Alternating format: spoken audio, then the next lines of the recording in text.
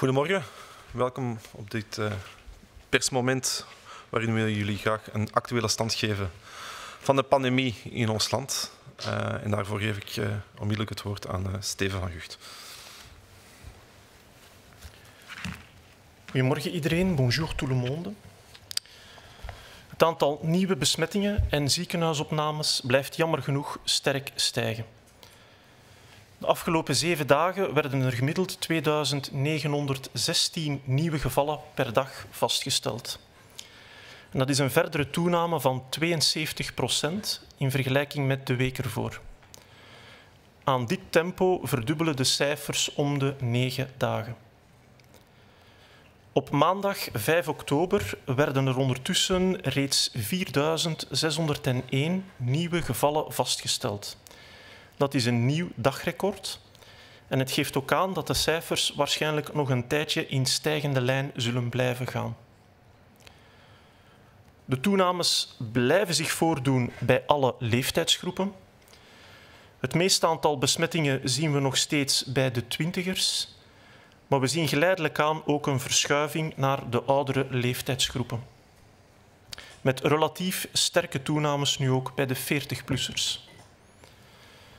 De afgelopen 7 dagen werden bij ruim 290-plussers een coronabesmetting vastgesteld. Dat is meer dan het dubbele dan de week ervoor. De toenames blijven zich voordoen op het ganse grondgebied. De Waalse provincies tekenen nog steeds de grootste toenames op, met meer dan een verdubbeling in zowel Waals-Brabant, Henegouwen, Luxemburg en Namen. Het hoogste aantal nieuwe gevallen blijven we vaststellen in het Brusselse hoofdstedelijk gewest. De afgelopen week werden hier gemiddeld 615 nieuwe gevallen vastgesteld per dag. En dat is een toename van 65%. Buiten Brussel zien we de belangrijkste toenames in een aantal grote steden, zoals Luik, Charleroi en Namen. Ook de ziekenhuiscijfers blijven verder stijgen. De voorbije 3 dagen waren er telkens meer dan 100 nieuwe opnames per dag. Hiermee komt het weekgemiddelde op 96 nieuwe opnames per dag. En dat is een toename van 39% in vergelijking met de week ervoor. De ziekenhuiscijfers verdubbelen hierbij om de 15 dagen. De meeste nieuwe opnames zien we nog steeds in Brussel, maar er zijn de laatste paar dagen ook belangrijke toenames in Henegouwen en Luik. Ook de overlijdens blijven jammer genoeg toenemen. De voorbije 7 dagen werden er gemiddeld 12 overlijdens per dag gemeld en dat is een stijging van 73%. Op dinsdag 6 oktober werden er zelfs 18 overlijdens vastgesteld. We mogen ons ook hier dus verwachten dat de overlijdens verder zullen blijven doorstijgen in de komende dagen. Vervolgens zouden we u een update willen geven van het profiel van de patiënten in de ziekenhuizen. En vooral ook de evolutie in die hospitalisaties tussen de eerste golf, en dat is de periode van maart tot 22 juni, en de periode nadien, gaande van 23 juni tot 14 september. In totaal hebben we informatie geanalyseerd van 16.792 patiënten, of ongeveer 70% van de patiënten die sinds het begin van de pandemie in het ziekenhuis werden opgenomen met COVID. De gegevens vanaf midden september zijn weliswaar nog niet beschikbaar. De recente stijgingen werden dus nog niet in deze analyses opgenomen. We zien dat sinds deze zomer tot en met half september de patiënten die opgenomen werden in het ziekenhuis gemiddeld wat jonger zijn en minder onderliggende aandoeningen hebben. Patiënten zijn meestal minder ziek bij opname en hebben ook een lagere kans om doorverwezen te worden naar intensieve zorgen. Ook de kans op overlijden is lager. Wat betreft de leeftijd van de patiënten die opgenomen worden, De helft van deze patiënten sinds 23 juni was jonger dan 60 jaar. Tijdens de eerste golf was dat 11 jaar ouder of 71 jaar. Dit komt overeen met het feit dat we sinds deze zomer de meeste besmettingen eerder bij jonge mensen vaststellen, vooral in de categorie van 20 tot 50 jaar. De patiënten die in de ziekenhuizen terechtkomen, die zijn doorgaans wat ouder, maar dat is ook logisch, want de oudere mensen hebben juist meer kans om een ernstiger vorm van COVID te ontwikkelen en uiteindelijk ook in het ziekenhuis te belanden. Tijdens de eerste golf kwam 25% van de gehospitaliseerde patiënten ouder dan 65 jaar uit een woonzorgcentrum. En momenteel is dat eerder iets van een 20%. Sinds deze zomer had 63% van de COVID-patiënten in het ziekenhuis een onderliggende aandoening, tegenover 74% in de eerste golf. Er waren vooral minder patiënten met hart- en vaatziekten of hoge bloeddruk. Daarentegen waren er iets meer patiënten met diabetes en obesitas. Patiënten die na de eerste golf werden opgenomen, waren over het algemeen minder ernstig ziek op het moment van de opname. Een mogelijke verklaring hiervoor is de algemene hervatting van de ziekenhuisactiviteiten en ook het opheffen van een aantal opnamebeperkingen na de eerste piek. Ook hadden minder patiënten uiteindelijk intensieve zorgen nodig.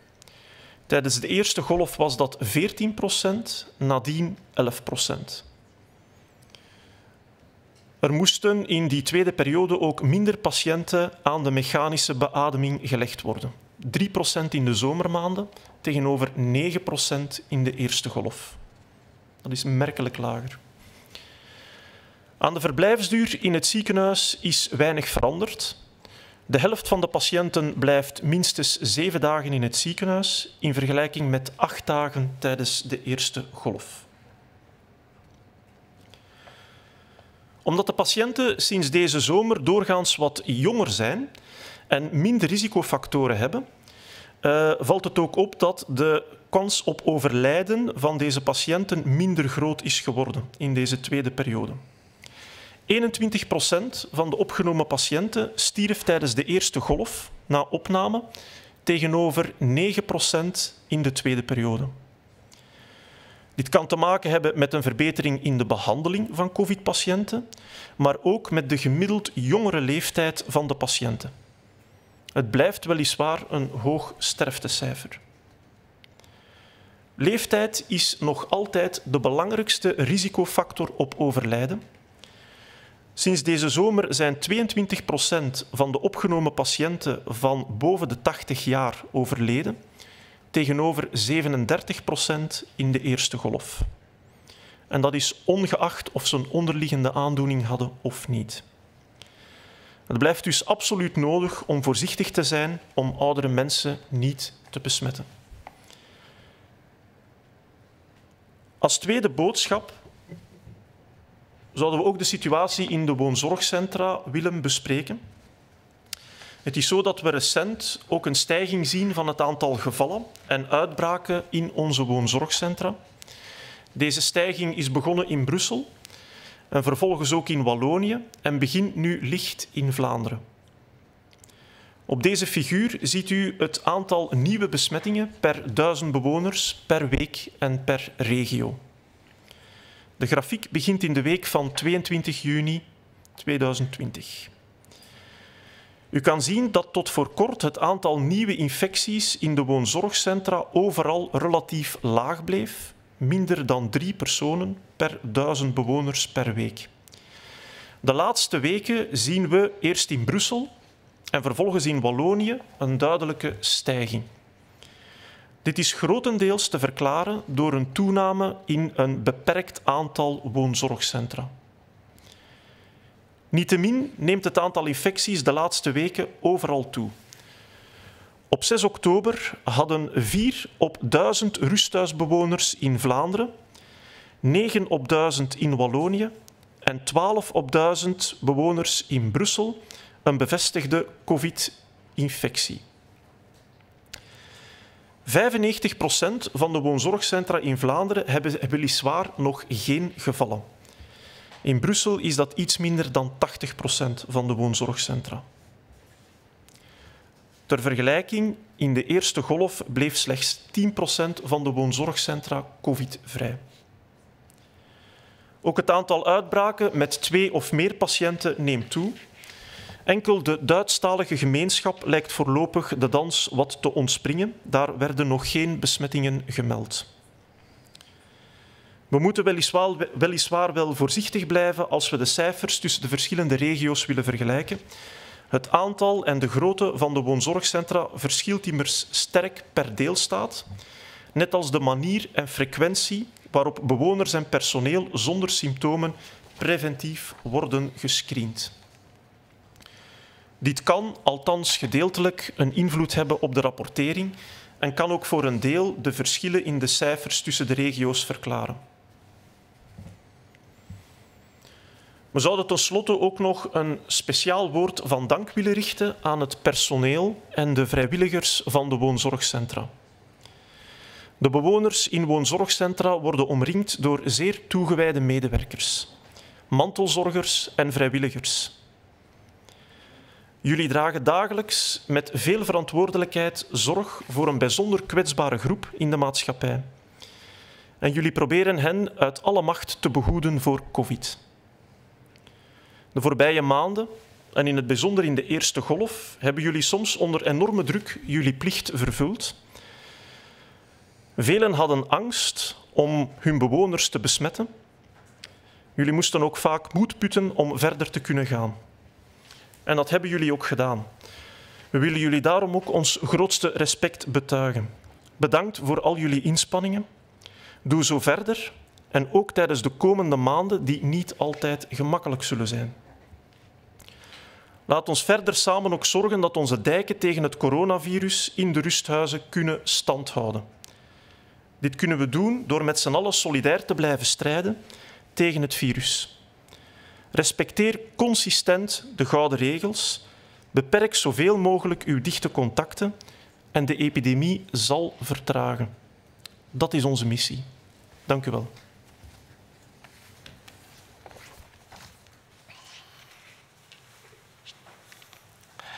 Goedendag iedereen, bonjour à toutes, bonjour à tous. Les chiffres d'aujourd'hui continuent à nous montrer les augmentations que nous connaissions depuis quelque temps, ce qui n'est pas étonnant puisque les nouvelles mesures n'auront pas d'impact avant une dizaine de jours. Effectivement, les chiffres continuent à évoluer défavorablement puisque sur les 7 derniers jours, la moyenne de nouveaux cas était de 2916 nouveaux cas par jour, ce qui constitue une augmentation de 72% par rapport à la semaine qui a précédé. À ce rythme, les chiffres doubleront tous les 9 jours. Pour vous donner un exemple, ce lundi 5 octobre, nous avons eu 4601 nouveaux cas identifiés, ce qui est un triste nouveau record et qui nous montre que ces chiffres vont continuer encore à augmenter pendant quelques temps. Ces augmentations, comme on l'a déjà dit, se marquent dans toutes les tranches d'âge. Elles se marquent toujours de manière importante dans la tranche d'âge de la vingtaine. On a, au niveau des personnes plus âgées, un déplacement du nombre de cas qui augmente vers les gens de plus de 40 ans actuellement. Et ce sont tous les groupes d'âge de plus de 40 ans qui continuent à augmenter. On vous signale depuis quelque temps déjà des problèmes au niveau des gens particulièrement âgés, des gens de plus de 90 ans. Pour donner ça de manière chiffrée, au cours de la dernière semaine, on a noté plus de 200 personnes de plus de 90 ans qui ont été diagnostiqués Covid positifs, ce qui est plus de double que ce qu'on avait la semaine qui a précédé. Ces augmentations se marquent sur l'ensemble du territoire et, comme on l'a déjà dit, de manière plus importante au niveau des provinces wallonnes, avec un doublement au niveau du Brabant wallon, du Hainaut, du Luxembourg et du Namurois. On a déjà signalé qu'une partie de ces chiffres était peut-être liée au fait que des gens qui sont encore domiciliés dans la région, des étudiants entre autres, ont des tests positifs faits dans leurs universités, autour de leur université, et que c'est référé à leur province d'origine. Le plus grand nombre de nouveaux cas se marque toujours dans la région de Bruxelles-Capitale, avec 615 nouveaux cas en moyenne par jour, ce qui représente une augmentation de 2 tiers, de 65%. En dehors de Bruxelles, ce sont des grandes villes wallonnes qui augmentent le plus leur nombre de nouveaux cas, en l'occurrence Liège, Charleroi et Namur. Si on passe aux hospitalisations, et vous le savez, on en parle beaucoup dans la presse ces derniers temps, les hospitalisations augmentent, puisque au cours des 3 derniers jours, on a eu chaque jour plus de 100 nouvelles admissions dans les hôpitaux. Cela porte la moyenne calculée sur les 7 derniers jours à 96 nouvelles admissions par jour. Cela correspond à une augmentation de près de 40%, et cela signifie que l'on double ces chiffres actuellement toutes les 2 semaines, en l'occurrence tous les 15 jours. Comme souvent ces derniers temps, le nombre de cas le plus important admis à l'hôpital s'est passé à Bruxelles. On a déjà dit pourquoi, ville densément peuplée et densément peuplée en hôpitaux également aussi.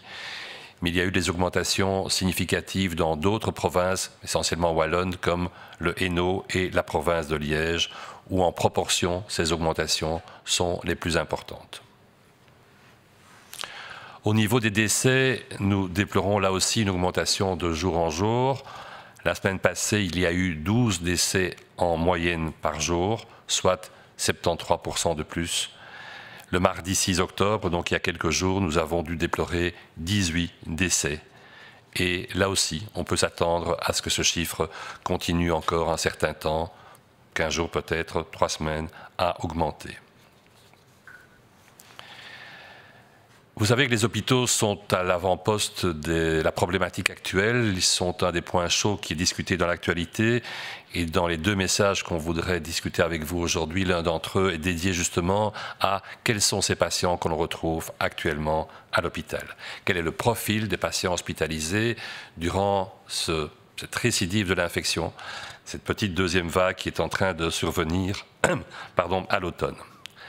Alors, dans ce contexte-là, Scienziano a pu comparer des données qui sont celles de la première vague, celle qui a commencé en mars et qui s'est terminée le 22 juin, le jour où il y a eu le moins de cas, et l'épisode qui existe actuellement depuis le 23 juin jusqu'au 14 septembre. 14 septembre, soulignons bien qu'on est pratiquement à la mi-octobre, donc les données du dernier mois ne sont pas encore disponibles pour être analysées.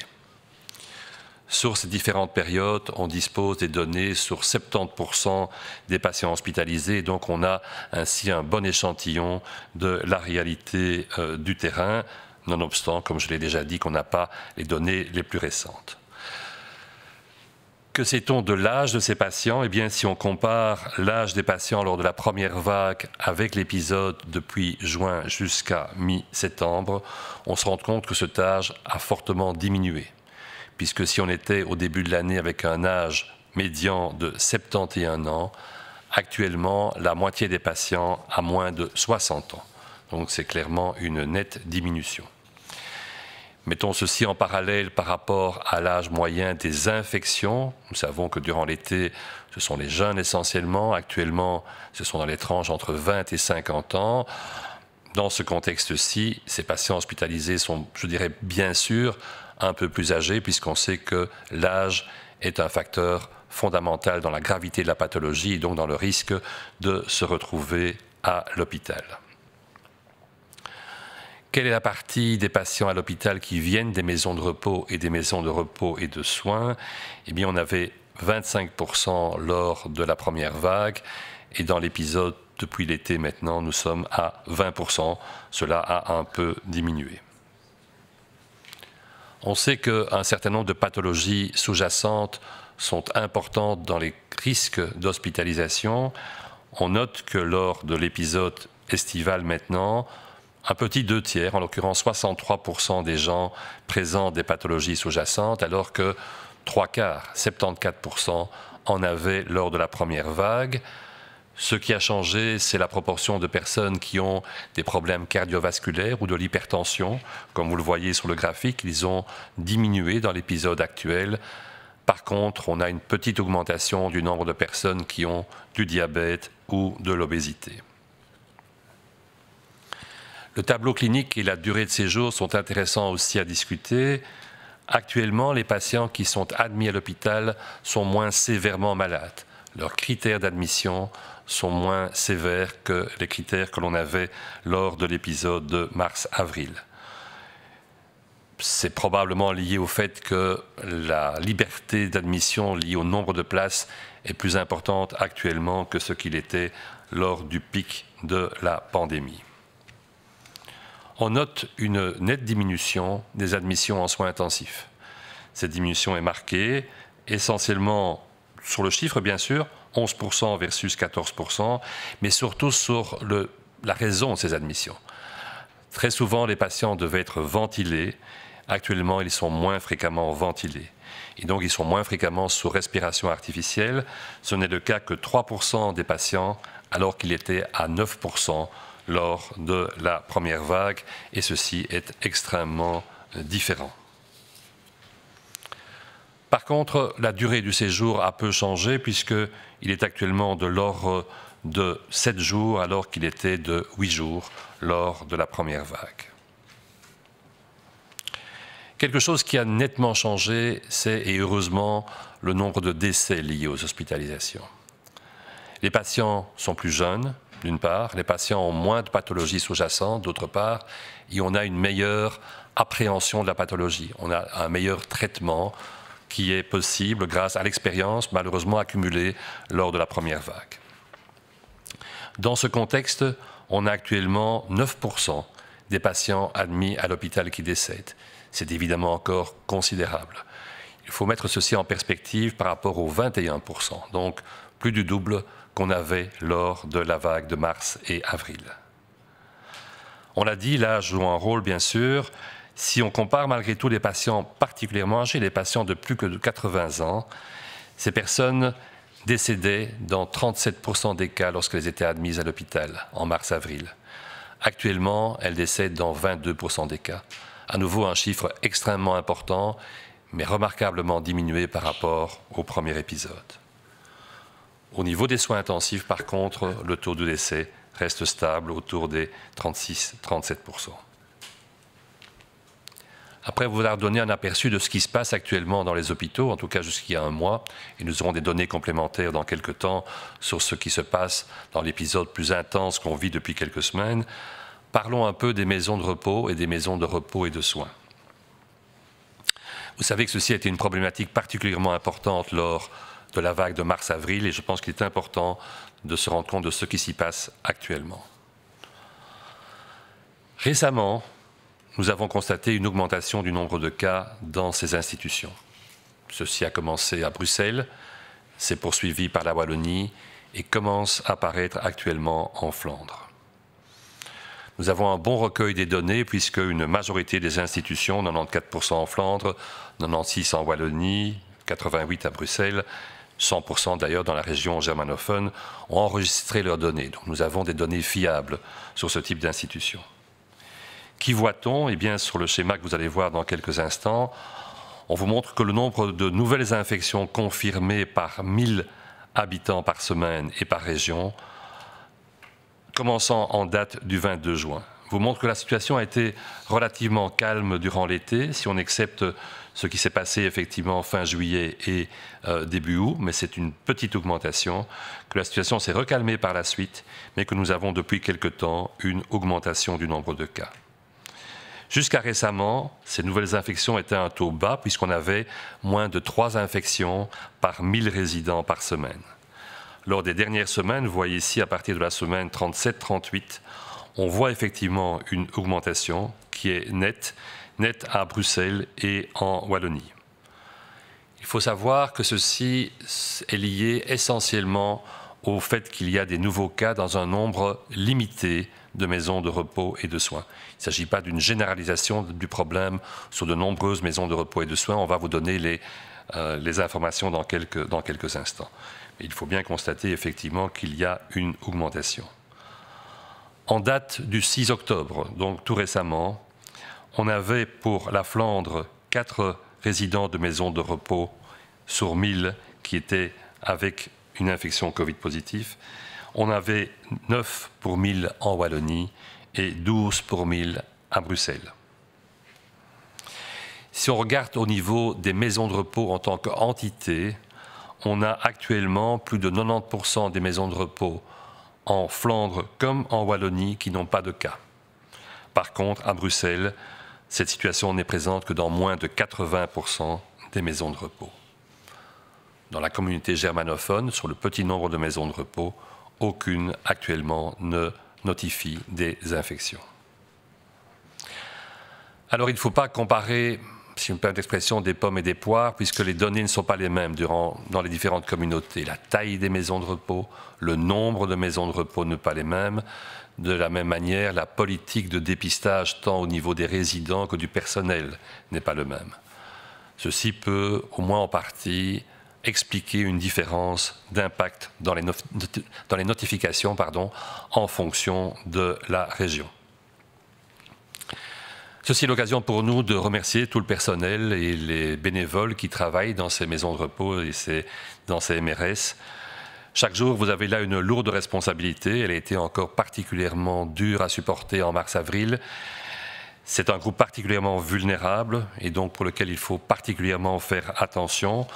Merci pour tous les efforts que vous avez prodigués. Merci de continuer d'ailleurs ces efforts qui seront encore nécessaires durant les prochains mois, certainement, et ça ne sera pas toujours facile, même si, on l'espère, l'amélioration des conditions par le dépistage, par le matériel fourni, par les précautions prises, le rendra moins dur à supporter. Il faut absolument que nous maintenions, dans les maisons de repos d'ailleurs, comme dans la population en général, en dehors des maisons de repos, les digues qui sont construites le mieux possible pour protéger cette population à haut risque. Et donc, il faut continuer, nous tous dans la société, vous travaillant dans les maisons de repos, vous allant éventuellement voir dans les maisons de repos, ces règles d'or essentielles, diminuer le nombre de contacts étroits, prendre les précautions. C'est la seule manière pour, à ce niveau-là aussi, continuer à essayer d'endiguer l'épidémie. Merci beaucoup.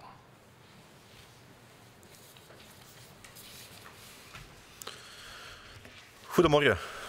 De verstrengende maatregelen die zijn genomen door het overlegcomité zijn sinds vandaag van kracht. Hiervoor werd gisteren het ministerieel besluit gepubliceerd in het Staatsblad.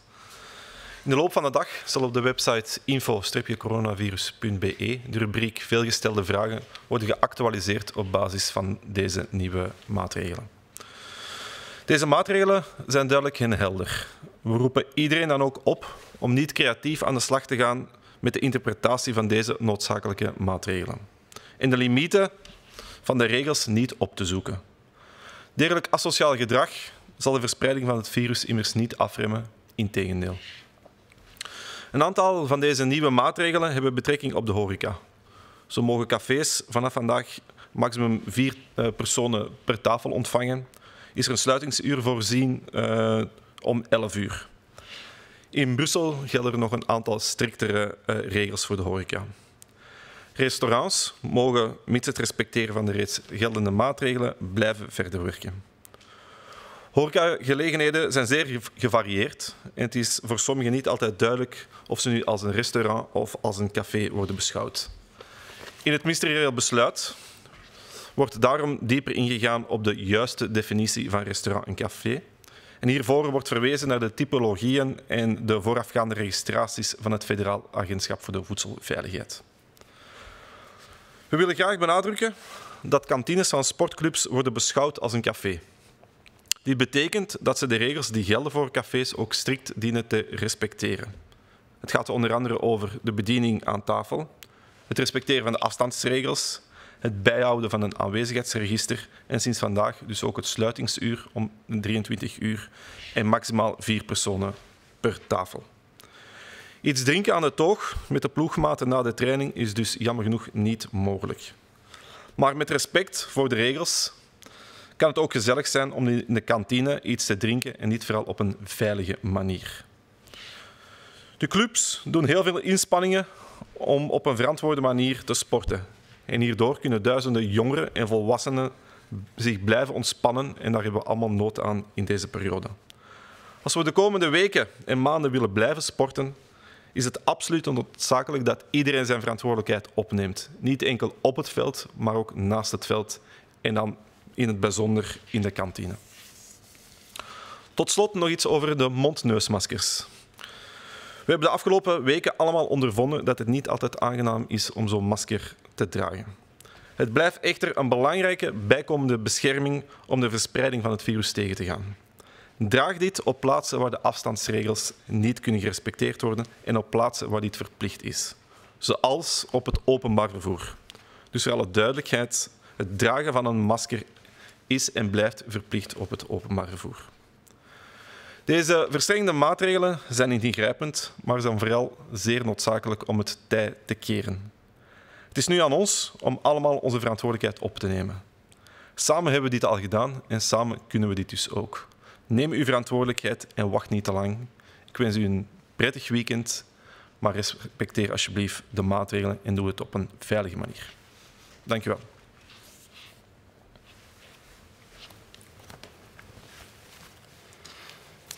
Bedankt Yves. Bonjour à tous. Les mesures communiquées à l'issue de la réunion du comité de concertation sont entrées en vigueur aujourd'hui. Le texte qui encadre ces mesures, l'arrêté ministériel, a été publié hier soir au Moniteur.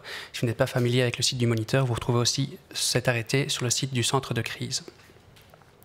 Dans le courant de la journée, la section FAQ du site info-coronavirus.be sera mise à jour sur la base de cette nouvelle réglementation. Cet arrêté et ce FAQ se veulent les plus clairs et sans ambiguïté possible. Qu'est-ce qu'on entend par 4 invités, par exemple? Ça ne reprend pas les enfants de moins de 12 ans. C'est ce genre de détails qui sont repris dans la réglementation et qui seront repris dans le FAQ. Nous appelons chacun à ne pas tenter de faire preuve de créativité dans l'interprétation de ces règles, à chercher à flirter avec les limites de ces règles. Cela ne ralentira pas la propagation du virus, bien au contraire. Vous le savez, un certain nombre de ces nouvelles mesures concernent le secteur HoReCa, en particulier les débits de boissons. Et ici, je vais parler des mesures générales et non des directives particulières qui ont été prises, notamment en région bruxelloise, au vu de la situation plus difficile au niveau des hospitalisations. À partir d'aujourd'hui, est demandé, pour diminuer le risque de contamination dans les cafés, dans les débits de boissons, de limiter le nombre de personnes autour d'une même table à 4 personnes. L'arrêté précise qu'une famille vivant sous le même toit peut quand même se retrouver autour de la même table. Donc ces personnes qui vivent sous le même toit peuvent se retrouver à plus de 4 autour d'une même table. L'heure de fermeture des cafés a également été ramenée à 23 heures pour les 4 prochaines semaines. Les restaurants, eux, peuvent maintenir leur activité aux conditions précédentes. Alors les types, les concepts d'établissement sont très variés. Dans l'HoReCa, il n'est pas toujours évident de savoir si on est un restaurant, si on est un débit de boisson. Donc l'arrêté ministériel détaille ce qu'il faut entendre par là et renvoie particulièrement aux typologies et aux enregistrements préalables auprès de l'AFSCA. Nous tenions par exemple à souligner que les cafétérias, les buvettes, les clubhouses de clubs sportifs sont considérés comme des débits de boisson.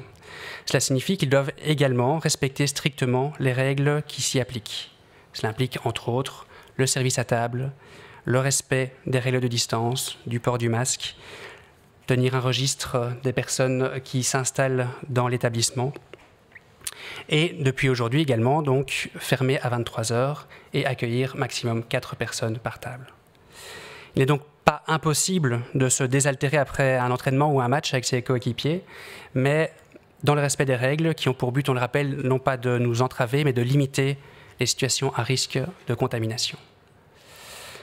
Les clubs s'efforcent de permettre la pratique de sport de manière responsable et ça permet à des milliers de jeunes, à des milliers d'adultes de continuer à se détendre et de se dépenser. On en a bien besoin en ces périodes.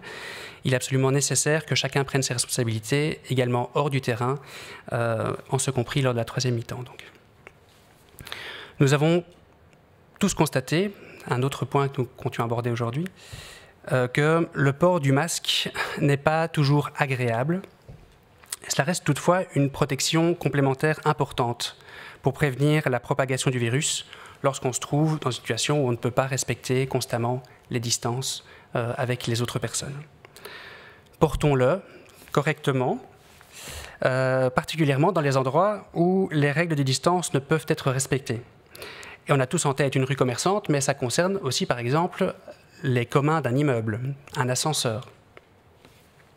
Parce qu'il permet, ce masque, de vraiment limiter le risque de transmission. Son port est par ailleurs obligatoire, notamment dans les commerces ou les transports publics. Et on a pu observer quelques relâchements ces derniers temps dans ce port obligatoire du masque. Et donc, on rappelle que c'est toujours bel et bien d'application. Les mesures que nous allons suivre les 4 prochaines semaines sont drastiques, mais sont surtout nécessaires pour renverser la vapeur, diminuer l'augmentation des hospitalisations.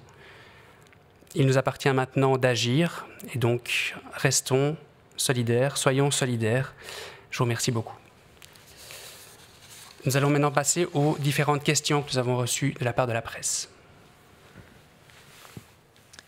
Selon certains scientifiques, les règles de distanciation sociale et les masques arrêtent tellement de particules virales que nous devenons moins gravement malades à cause du virus. Quelle est votre opinion? Je pense qu'on doit distinguer 2 choses. D'une part, le risque d'être infecté et d'autre part, le risque d'être plus ou moins malade.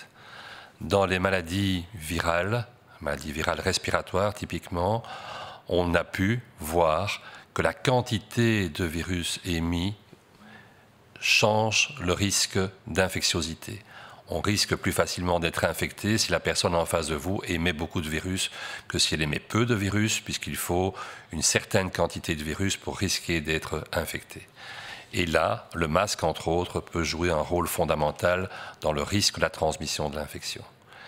Il n'y a par contre pas de réelles données bien fondées montrant que la quantité de virus qui vous touche changera la manière dont votre organisme va réagir.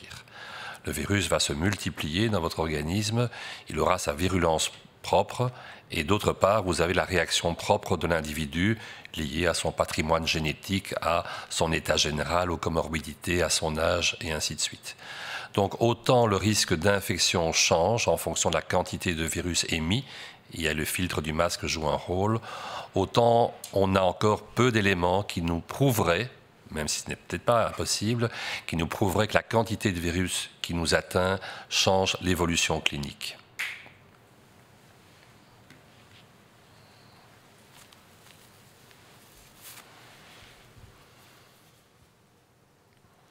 Volgens sommige wetenschappers houden de afstandsregels en de mondkapjes zoveel virusdeeltjes tegen dat we minder zwaar ziek worden door het coronavirus. Wat is uw mening daarover? Wel, ik zou dat toch in twijfel durven trekken. Het is zo dat de dosis heel belangrijk is om te bepalen of we al dan niet besmet worden. Wanneer men blootgesteld wordt aan een lage dosis, dan kan de infectie niet aanslaan, worden we niet ziek en gaan we ook geen immuunrespons opbouwen. Wanneer de dosis voldoende hoog is, dan kan het virus aanslaan, we bouwen een infectie op en meestal ook een immuunrespons. Er is helemaal geen consensus onder virologen in hoeverre de dosis ook kan bepalen of we mild of ernstig ziek gaan worden. Daar is geen bewijs voor. Het is dus helemaal niet zeker of afstand houden en het dragen van een masker aanleiding kan geven tot meer mildere infecties. Wat we wel zeker weten is dat de ernst van de infectie, de ernst van de ziekte in de eerste plaats nog altijd bepaald wordt door de leeftijd.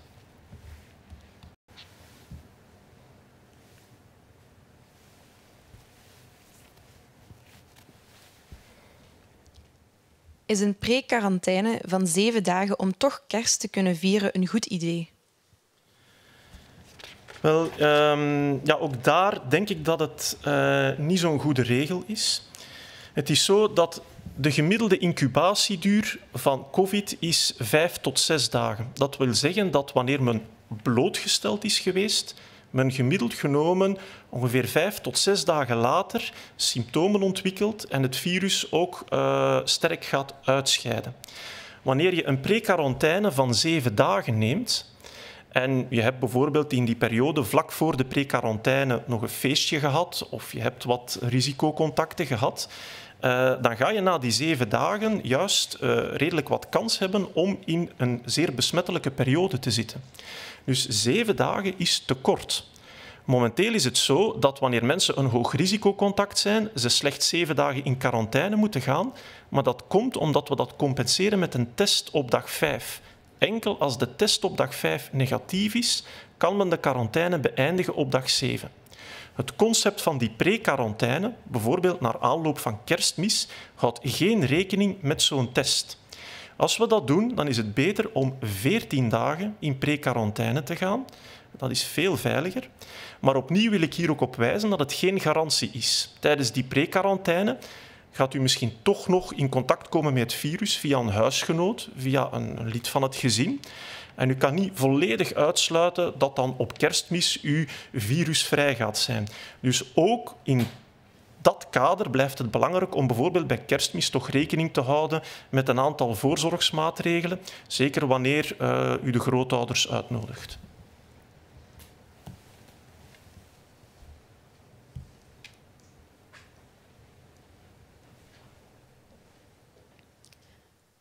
Une pré-quarantaine de 7 jours pour pouvoir fêter Noël, est-elle une bonne idée?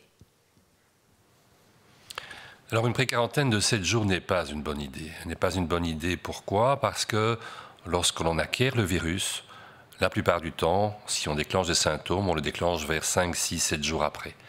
Et c'est à ce moment-là, et les jours qui ont précédé, qu'on est le plus infectant parce qu'on va excréter justement le plus de particules virales. Ceci relaye un peu une question précédente. Donc, si on fait une quarantaine de 7 jours et qu'on considère que l'on a ainsi purgé les virus qu'on a éventuellement en soi, c'est une mauvaise idée parce que c'est peut-être le moment où justement on sera le plus infectant. Vous allez me dire, on pratique ce genre de mesures au retour d'une zone rouge ou après un contact à haut risque. Là, c'est très différent parce que non seulement on a les fameux 7 jours, mais on a surtout, de manière à rattraper ce risque de ne pas avoir détecté tous les cas, un frottis fait à J5 qui nous montrera si les personnes ont du virus ou pas dans leur arbre respiratoire. Donc, 7 jours de quarantaine sans frottis avant des fêtes, cela n'a pas réellement de sens. Si on veut envisager de faire quelque chose comme une quarantaine, elle va être alors de 14 jours. C'est d'ailleurs l'occasion de répéter que les gens qui ne veulent pas faire un frottis au 5e jour après une quarantaine liée à un retour de zone rouge ou à un contact à haut risque, on leur enjoint de garder le chiffre de 14 jours comme au préalable. Avec une quarantaine de 14 jours, vous diminuez le risque d'être porteur du virus, mais vous ne l'annulez pas. Vous ne l'annulez pas parce que ces 14 jours, vous ne les passerez pas seul de manière monacale dans une cellule. Vous allez être malgré tout en contact avec des gens de la famille, par exemple, avec les fameuses personnes proches dont on a déjà parlé, qui pourraient, malgré toutes leurs précautions, elles aussi être infectées et vous transmettre l'infection. Donc, si cette quarantaine de 14 jours permettrait de diminuer le nombre de personnes porteuses de virus, elles ne sont pas une garantie. Et comme elles ne sont pas une garantie, il faudra garder les précautions de base, tout spécialement vis-à-vis des personnes plus fragiles et plus âgées.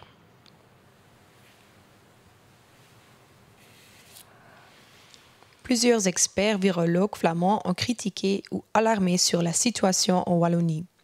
Le discours, parfois plus rassurant côté francophone, est-il en cause? L'augmentation plus rapide actuellement observée en Wallonie est-elle liée à une gestion différente de l'épidémie? Alors il y a eu des déclarations et des cartes blanches avec des propos plutôt lénifiants concernant le risque lié au virus durant cette période estivale. Elles ont été relayées par les médias, elles ont été débattues.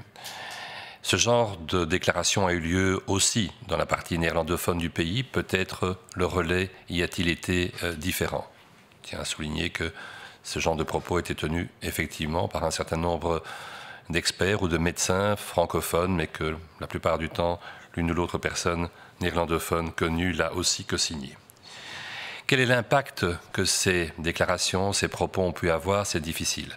C'est difficile à l'établir actuellement. On n'a pas une sorte de sondage qui permettrait de voir si ça a influencé le comportement de la population. On ne peut pas strictement l'exclure.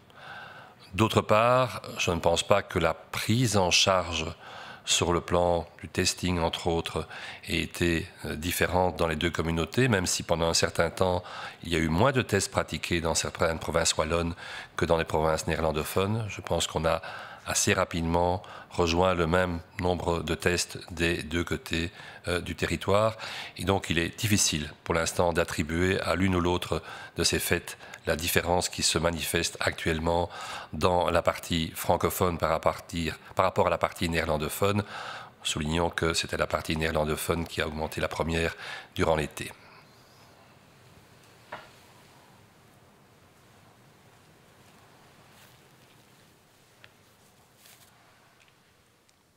Verschillende Vlaamse virologen trekken aan de alarmbel over de situatie in Wallonië. Wordt de meer geruststellende toon in Wallonië in vraag gesteld? Heeft de snellere toename die momenteel in Wallonië wordt waargenomen verband met een andere aanpak van de epidemie? Wel, eerst en vooral is het belangrijk om te zeggen dat in juli, augustus we net de omgekeerde dynamiek hebben gezien, waarbij het vooral in Vlaanderen, meer bepaald in Antwerpen was, dat de cijfers heel snel zijn beginnen stijgen, terwijl het in Wallonië relatief rustig is gebleven.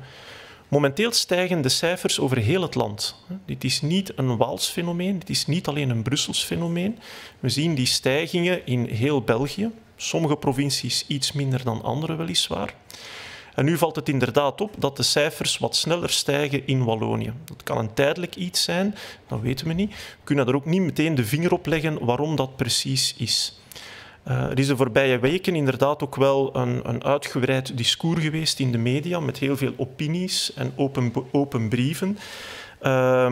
Waarbij er veel kritiek kwam op de maatregelen en waarbij er soms ook argumenten werden aangehaald waarom de ernst van de epidemie zou afgenomen zijn of overdreven werd.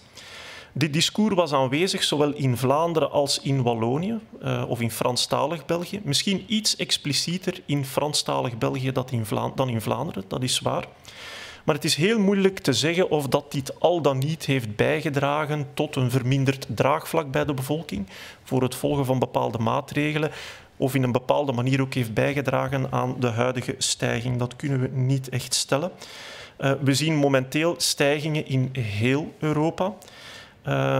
Wij als virologen waarschuwen trouwens al heel lang dat het najaar waarschijnlijk een heel moeilijke periode ging worden.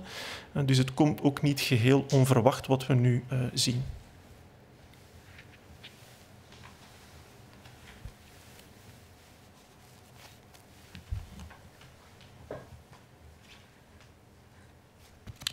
Oké, dat waren alle vragen die we hebben ontvangen. Dan rest me niets anders dan jullie een prettig en vooral veilig weekend toe te wensen. Neem jullie verantwoordelijkheid op. De regels zijn er. Respecteer ze en pas uw gedrag aan het virus. De volgende persconferentie zal maandag om 11 uur plaatsvinden. Donc, de prochaine conférence de presse aura lieu le lundi à 11 h. Bon week-end. Merci.